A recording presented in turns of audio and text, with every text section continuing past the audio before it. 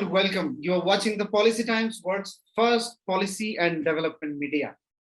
Pandemic has taught us that the disruptive economic turmoil or turnaround is not over.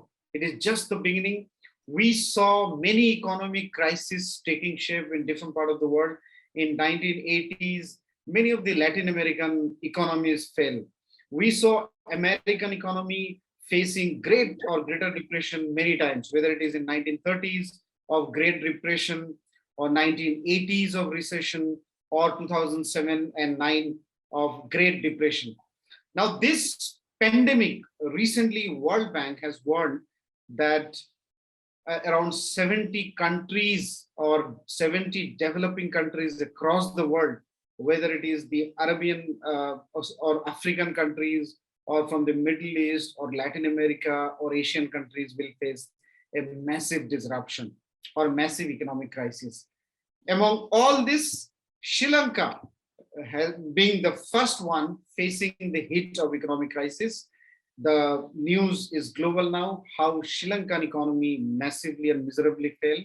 There is massive shortage of gas and other necessary daily needs, where people are on the street seen begging for petrol, gas, and other daily needs, and many more. We will understand what the Sri Lankan story is from a Sri Lankan leaders, directly from a Sri Lankan leader. We have Deshamanya Dr. Shiraz Yoonus, who is the national organizer of National Unity Alliance, and also a former Muslim Affair coordinator to the former President Mahendra Rajapaksa. Dr. Yoonus, welcome to our show. Thank you very much. First question that I want to know from you: what is happening in Sri Lanka and what is the current situation? To give in one line, Sri Lanka is in chaos. Economic chaos. It's in the other political chaos. It's a turmoil. Although there is no war. We have heard that war gives turmoil, but here the economy has turned worse than the war. We didn't have any problems during the war. I'm not saying that I'm not defending war, or I'm not saying that war is good. No. Wherever the human lives are destroyed, oppressed, human rights violations are done, it is not acceptable wherever it may be in the world. Be it in Far East, be it in South Asia, be it in the Gulf, or be it in Europe. Coming back to the point, this situation we have seen, I have personally seen many people waiting in queues, petrol tube for 2 days, 3 days, the transport lorry people, the bus owners, bus drivers, and the trishaw people, who the daily wage earners, are suffering a lot. And especially without kerosene, there is no gas also, there is no petrol, there is no diesel, and there is no furnace oil properly. Lastly, we went up to 13 hours of power cut. In one day, 13 hours power cut. Just imagine the productivity of the country. We had power only to sleep in the night. But there was, how many people can afford generators? How many people? For that, you have to have full. And because of nepotism, and wrong people being appointed to the wrong places, and their own people appointed who didn't have a broader vision, energy sector has got a very big backstabbing, I would say that. No proper financial needs, scandals, tenders, fraudulent tenders, given without any price control. Price control is removed in Sri Lanka. 40% increase happened few days back. Again, 30% increase on medicine happened a few days back again. And fuel prices have been increased. Okay, there is a reason that worldwide. But there is no reason. 70% of Sri Lankans are living below the very much poor state. I won't say that below the poverty line, but there is a very poor people. Economy runs in about 8 to 10% people of Sri Lanka. The whole economy depends. So luckily, we had some agriculture thing, but because of the fertilizer blunder, fertilizer decision, which was accepted by current President, His Excellency Gotabaya Rajapaksa, said, I made a mistake. This converting to organic fertilizer from chemical fertilizer it was a plan in his own strategy or manifest that will be done in 10 years' time. And all of a sudden, one day he wakes up and says that I'm going to stop all the imports of chemical fertilizer and no urea and only organic. And of course, we got some organic fertilizer from India, and that was full of shit. Tested, nothing was there. It was literally shit. People couldn't even, it was so smelly. We know how organic should be. It didn't appear like that. And we lost a big amount. And there was a fertilizer ship came from China, and Deputy Agriculture Minister was Sashendra Rajapaksa, again the nephew of the President, the nephew of Prime Minister Mahinda Rajapaksa, a cousin brother of Namal Rajapaksa, son of Chamal Rajapaksa, and nephew of Basil Rajapaksa, and that famous Pandora Papers account Nirupama Rajapaksa's nephew. Sashendra Rajapaksa was the Deputy Agriculture Minister, and Agriculture Minister was Mahinda Alugdamaka. I'm naming all these people because I just told that nepotism was there. In I think one of the channel beyond some channel, media channel, they had a program of it. So Sri Lankan economy budget, more than 40% or more than 60% is controlled by these four family control people. How can you expect a country to run? Of course, I was with them. I was working. Working means campaigning for them. I was never paid on that, but I did a voluntary job just to get the people that we had a vision. Okay, they will develop the country, but ultimately everything went into from bad to worse, and we are literally to ground zero. And Chinese ship came, $6.5 million we had to pay. That ship never entered Sri Lankan waters. Can you believe we paid $6.5 million? Highest rate of literacy we are having in the South Asia. Highest literacy rate population is Sri Lankans. But we make some foolish decisions. We just go, we have lost the courage. Have we lost the courage? We defeated the most ruthless guerrilla group in the world, LTTE. We had the courage to do that. But where is the courage to win the economic war? Of course, India helped us, Pakistan helped us, the US helped us, UK helped us, everybody helped us. And one country which I also don't that much prefer, Israel also helped us, but nothing for free. Of course, Pakistan gave us a very concessionary things when we needed. India also gave us support, no doubt about it. Main two factors. I always say in one of my interviews, I said that India and Pakistan are two hands of Sri Lanka. We need both. We are a non-allied country. Of course, we went to a little bit alliance from China because everywhere India was given the first preference. I was just mentioning somewhere that Sampur power plant project, which 2-3 years negotiation it didn't implement. India was to do that, but some reason, maybe political, maybe other reasons. And then came to the northern province, Kites and the Mana Basin, it happened for the solar projects. And China was given the contract and tender, but India objected. But we had to cancel the tenders with Chinese and then give it to India. I think Adani Group is handling it. So all these economic things are standing, and this petrol fuel crisis, India, please help us, because India can sort our problem within 2 weeks. If they give Indian Oil Corporation, they don't have any objections, any restrictions to import oil. I don't know why they are not doing it. We need time. We have given you oil tanks of Trincomalee for 50 years, 100 years. We have given our bases. We have given almost every access you need. Please do help us. Sri Lanka country is in chaos and it's at a standstill. Thank you. We have a request from Sri Narendra Modi ji to help us, Prime Minister of India.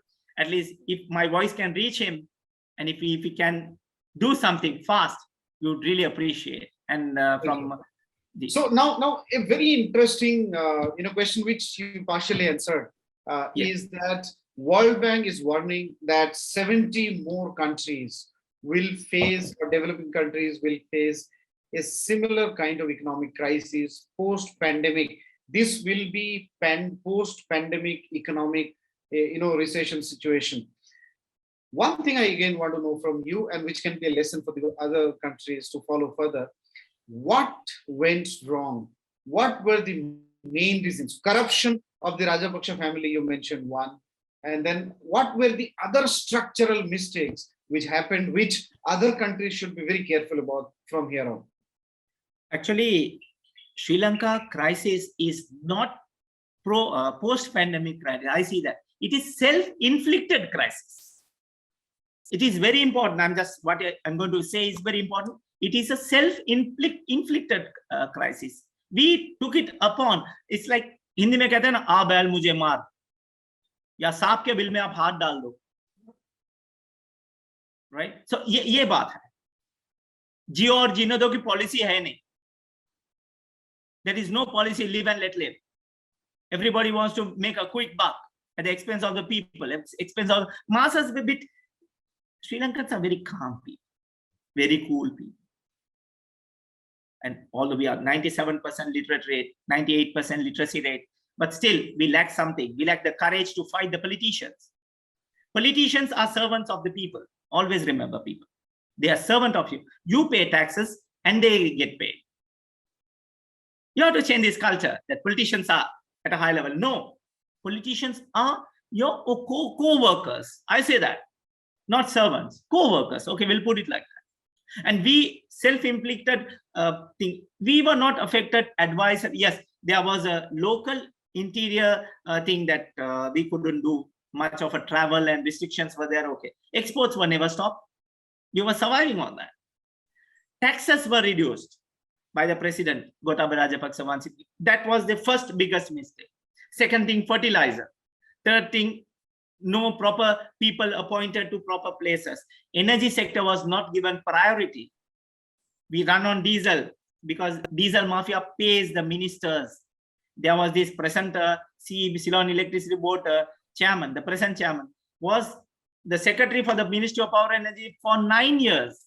In my life, I have never heard a secretary to a ministry for 9 years, because even governments change, he never changed. Just see the strongness of medical mafia, the energy mafia, fertilizer mafia. How can a country come up? We have natural resources. We have sunlight 24 to 365 days a year, but we are not doing anything for solar. These kinds of things have to change. If not, Sri Lanka will go in further crisis. I'm afraid that it will take another 2 to 3 years for us to at least come on a track, until and unless we don't have any emergency assistance. We don't get any, until and unless we don't get help from IMF or World Bank or Asian Development Bank or other banks, especially the neighboring countries like India and Pakistan. We need more help, because India has been very interactive religiously, culturally. There was a reason for that, because India, I think people were noticing in a political discussion that India didn't want Sri Lanka to come up. That's why it created the LTT Tamil problem. Maybe there were reasons for that, but in the LTT people were trained by Indira Gandhiji's time. Then since okay, LTT, I will come to the third question is, what is the cure and how long will it take for Sri Lanka to come back? Cure, I see that only thing is that we have to restructure our loans. We have to restructure our strategies, energy policies, and the other local production policies. And we don't have money to import goods. We didn't have $50 million in our treasury to import. We have to pay $54 million for a fuel tanker ship. We don't have money for that. And some tanks are there for 2 days, 3 days. And we don't have money to pay them. Indian credit line is very slow. Of course, we are paying interest on that, but we are grateful to India that they are helping us. No doubt about it. But we have to have some kind of relief, more relief.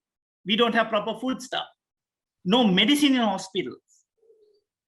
And these are the things. And it will take the structural thing which you're asking, that how it's going to be happen. I think it's like you change the pillow for a headache.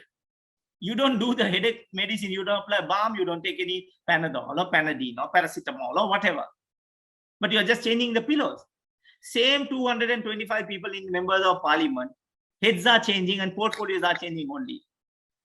When you say that opposition leader Sajid Premadasa was, he said he has the power, he has the capacity to take over the gun. When he was offered, he didn't take it.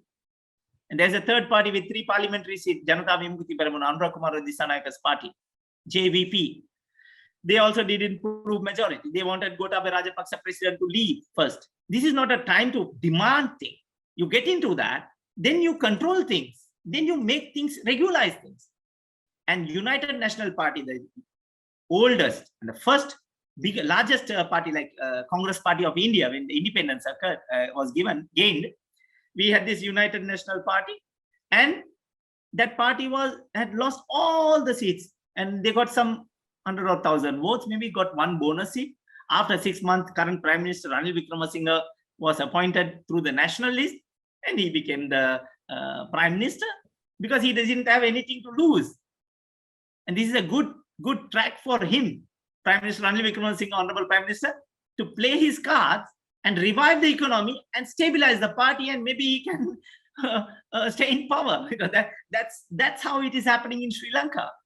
It's like Aladdin ki chirag ki baat kar raha hu. The lamp of Aladdin. You never know which angel or which ghost comes out and gives you the things. So we need, हमको तो Aladdin का एक चिराग चाहिए अभी.